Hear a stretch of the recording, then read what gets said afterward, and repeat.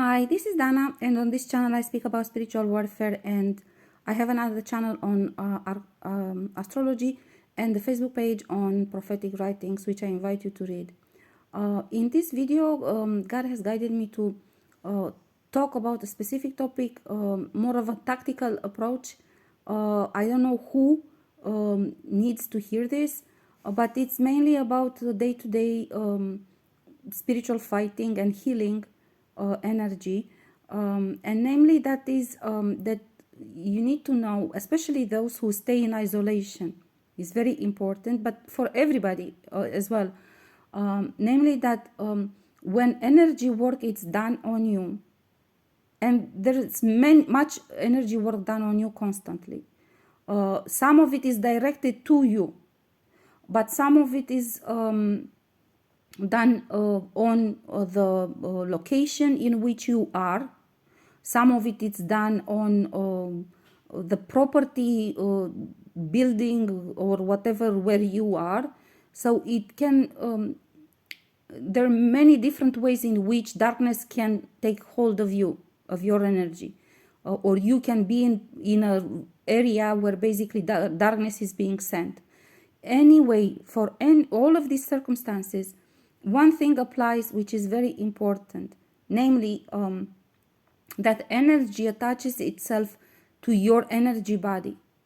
And you need to do certain things in order to change that. For example, if an energy is sent to you and you do spiritual fighting, you do revocations, you do energy cleaning, and so on and so forth. However, you can cut that off through spiritual fighting. But if you stay in the same place, the energy is still present there. So you need to change the place. Even if you're in isolation and you're in your own home, you change the space where you stay, the room. You change the room, you change the space in the room, you change the furniture in the room, you change the clothes. If you, for example, energy attack is sent at you and you are dressed in certain clothes, that darkness, it attaches itself to your clothes, to your hair, to your to everything that basically energy comes in contact with. Yeah.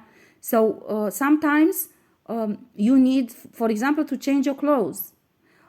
If a certain darkness attack is sent to you very strong, or you live a certain experience in certain clothes, those that energy and that how to say this, that form of thought or form of emotion is attached to those clothes.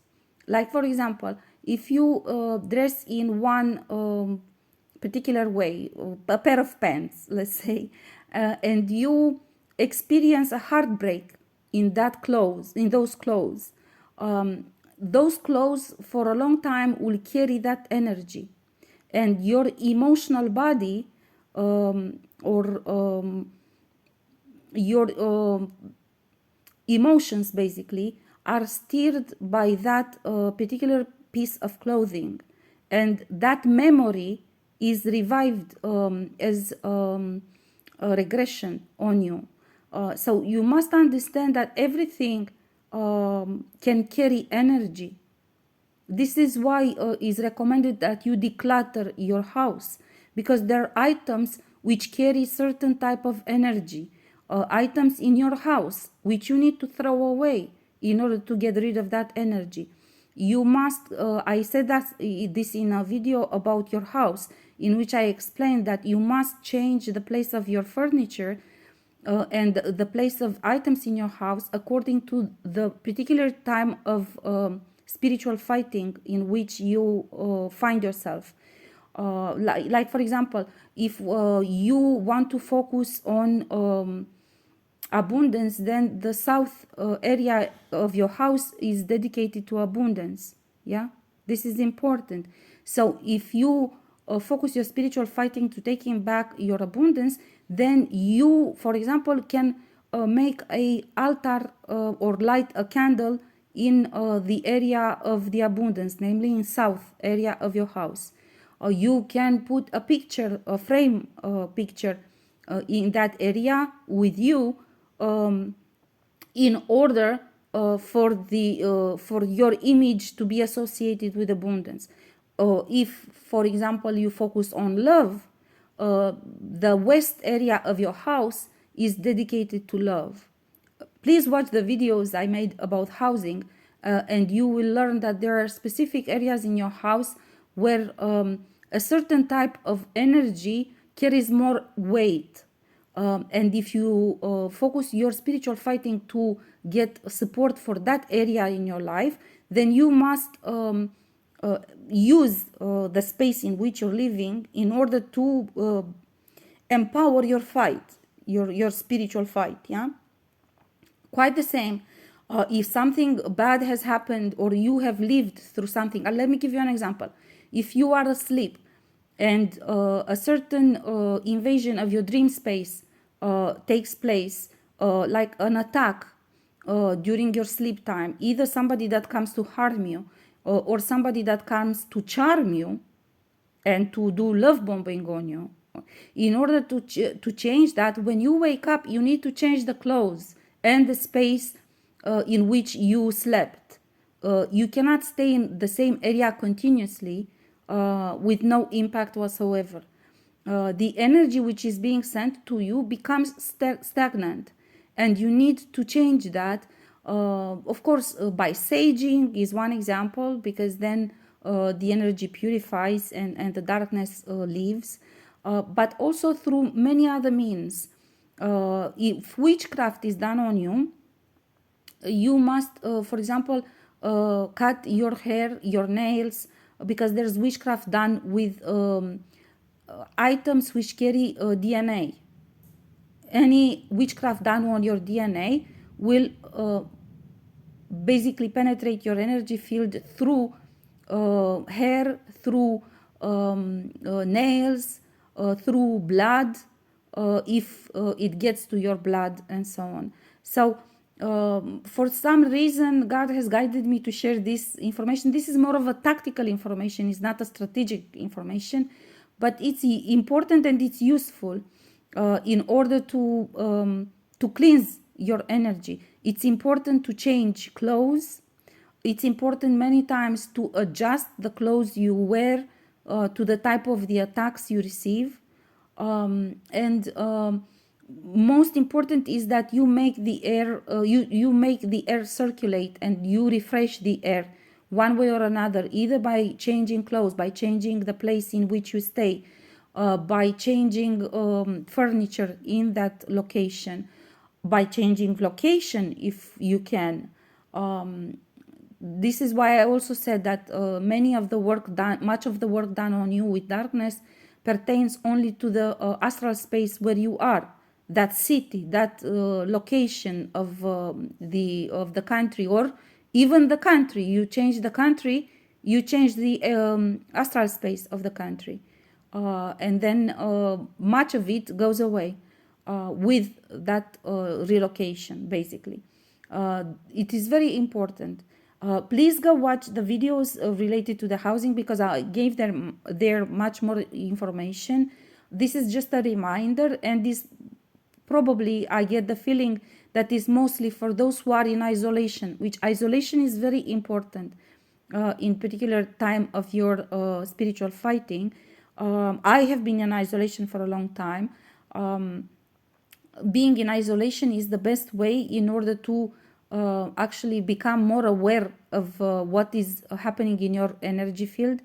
Once you start traveling and getting out of the house, your energy field will be mixed with different energies of the area, different people in the area, different buildings in the area, and so on. And then it becomes more confusing, because you don't know for sure which is your energy and which is sent directly to you and which is just some energy of the region or something, or of somebody in the region. So isolation is important, but even in isolation, you need to know that you need to eliminate stagnant energy. Then you have to either do sport or do some sort of movement in order to expel the energy which is stagnant in your own body.